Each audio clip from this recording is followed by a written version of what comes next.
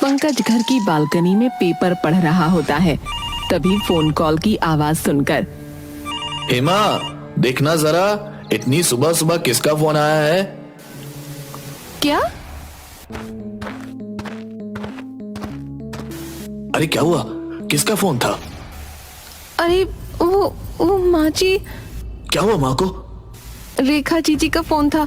वो कह रही थी कि माँ जी की तबीयत बहुत ही ज्यादा खराब है, हमें आज ही गांव के लिए निकलना होगा। हाँ, तुम सामान पैक करो, हम अभी गांव के लिए निकलेंगे। फिर पंकज का पूरा परिवार गांव के लिए निकल जाते हैं। हम कहाँ जा रहे हैं मम्मी? बेटा, हम रामटेक के लिए निकल रहे हैं। तुम्हारी दादी की तबीयत बहुत ही ज्यादा खराब हो गई है। और कितनी दूर है गांव पापा? बस थोड़ी देर में पहुंच जाएंगे बेटा। गांव की सीमा पर पहुंचते ही तेज हवाएं चलने लगती हैं और बादल काले हो जाते हैं।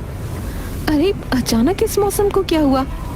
मम्मी वो देखो, वो लड़की ऐसे मौसम में भी बाहर घूम रही है। कहाँ है? कोई भी तो नहीं है वहाँ। यहाँ आए तो नहीं और तुम्हारी बदमाशियाँ शुरू हो गईं। अरे नहीं नहीं, मैं सच कह रहा हूँ। देखो देखो, उस कुएं के पास वहीं तो खड़ी है वो। कहाँ है? वो देखो वहाँ। अरे वो लड़की कहाँ गई?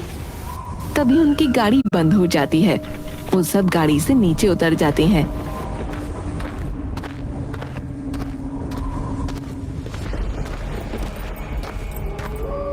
मम्मी वो यहाँ खड़ी थी, बिल्कुल यहीं खड़ी थी। अरे हाँ बाबा, मान लिया तुम बिल्कुल बदमाशी नहीं करते। तुम तो बहुत समझदार बच्चे हो। बस। और उसका हाथ पकड़कर ले जाती है। तभी उसे एक अजीब सा एहसास होता है। हेमा, पिंकू, चलो जल्दी, गाड़ी चालू हो गई है। कुछ ही देर में वो घर पहुंच जाते हैं। अरे ठीक से लगाओ फूल, मेरा बेटा आ रहा है। अरे माँ, तुम तो बिल्कुल ठीक हो। हमें तो फोन आया था कि तुम बीमार हो। अरे अरे, बीमार हो मेरे दुश्मन, मैं तो बिल्कुल हट्टी कट्टी हूँ। हाय, कितने दिन हो गए तुझे देखे। कितना दुबला हो गया है मेरा बेटा। माँ, ये पिंकू है, तुम्हारा पोता। अरे वाह, बिल्कुल तुझ पर ही गया है। तू भी बचपन में ऐसा ही था। अरे पर तुम्हें आने में देर हो गई। अरे हाँ, वो गांव के बाहर हमारी गाड़ी बंद हो गई थी, तो बस उसी में थोड़ा वक्त लग गया। तभी पंकज की बहन रेखा आ जाती है। अरे भैया, आप आ गए? अरे जीजी, वो हमें फोन आया था कि माँ की तबीयत खराब है। भाभी, आप ये चाहती हैं कि माँ की तबीयत खराब हो जाए? अरे नहीं नहीं जीजी, मेरा वो मतलब नहीं था। अरे ये डब्बू है ना, काफी बड़ा हो गया है। अरे चलो चलो, खाना तैयार है। हाँ बेटा, आज मैंने तेरे लिए खास देसी घी के लड्डू बनाए हैं। कितना दुबला हो गया है। अरे बहू, कुछ खाने को नहीं देती क्या तुम मेरे बेटे को? ऐसे ही घास फूस खिलाती होगी, इसीलिए माचिस की गाड़ी जैसा हो गया है। अरे माँ, वो सब तो ठीक है, पर तुम मुझे ये बताओ कि हमें ऐसे फोन क्यों किया कि तुम्हारी तबीयत खराब हो गई है? अरे बेटा, तुझे देखे हुए बहुत दिन हो गए थे और तू ऐसे तो आता नहीं, इसलिए मैंने तबीयत खराब होने के बहाने से तुझे बुला लिया। अरे मामा, चलो चलो, अब खाना खा लेते हैं। मुझे बहुत जोरों की भूख लगी है। अगली सुबह पिंकू और डब्बू दोनों गांव घूमने जाते हैं। वहाँ पिंकू ने फिर उसी लड़की को देखा जिसे उसने गांव आते वक्त देखा था। पिंकू को देख वो लड़की भागने लगती है। अरे रुको रुको, तुम मुझे देखकर ऐसे क्यों भाग रही हो?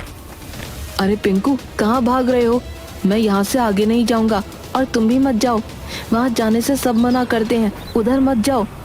पिंकू डब्बू की आवाज को अनसुना करते हुए उस लड़की के पीछे भागने लगता है। थोड़ी ही दूर जाकर वो लड़की रुक जाती है। अरे तुम मुझे देखकर भाग क्यों रही हो? मैं कोई भूत हूँ जो तुम्हें खा जाऊंगा?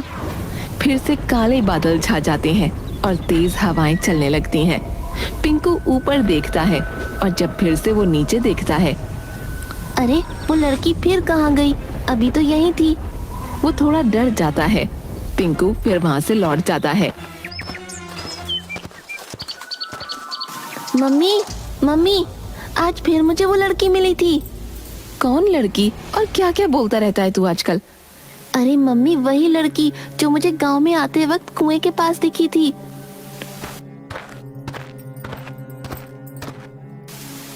पिंकू, पिंकू, अरे ओ पिंकू, मैं क्या सुन रही हूँ? तू ऐसे अकेले उस कुएं की तरफ क्यों भाग रहा था? अरे मैं अकेले नहीं भाग रहा था, मैं उस लड़की के पीछे भाग रहा था जो मुझे देखकर भाग रही थी। नहीं नहीं माँ, ये अकेले भाग रहा था, वहाँ कोई लड़की नहीं थी। डब्बू तुम क्यों झूठ बोल रहे हो? माँ मैं सच कह रहा हूँ, मैं उस लड़की के पीछे ही भाग रहा था। ए पिंकू, मैं तुझे बोल दे रही हूँ, तू आगे से अकेले गांव में नहीं भटकेगा और खासकर उस कुएं की तरफ बिल्कुल भी नहीं जाएगा। अब चल जा अपने कमरे में। अरे रेखा, तुम उसे इतनी सी बात के लिए इतना क्यों डांट रही हो? अरे भैया कुछ नहीं, वो ऐसा है ना, अकेले इधर उधर जाएगा और रास्ता भूल गया तो इसीलिए बोल रही हूँ। यही बात है ना, कि और भी कुछ बात है? अरे नहीं नहीं भैया, बस यही बात है। माँ वैसे गांव में एक अलग तरह का सन्नाटा छाया हुआ है, कोई बात है क्या? अरे नहीं नहीं बेटा, ऐसी कोई बात नहीं है। पिंकू अपने कमरे में बॉल से खेल रहा होता है। उसे फिर वही लड़की खिड़की के बाहर दिखाई देती है। उसे देखकर पिंकू उसके पास जाता है। रुको, भागना मत। कौन हो तुम और मुझे देखकर ऐसे भाग क्यों रही हो? क्योंकि माँ कहती है इस गांव के लोग बहुत बुरे हैं। बुरे हैं मतलब?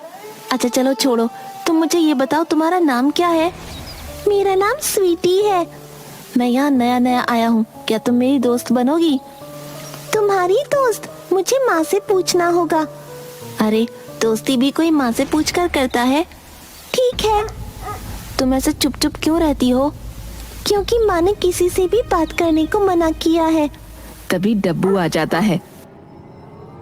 पिंकू, अरे ओ पिंकू, तुम अकेले किससे बात कर रहे हो? अब ये मत कहना कि उस लड़की से बात कर रहा हूँ।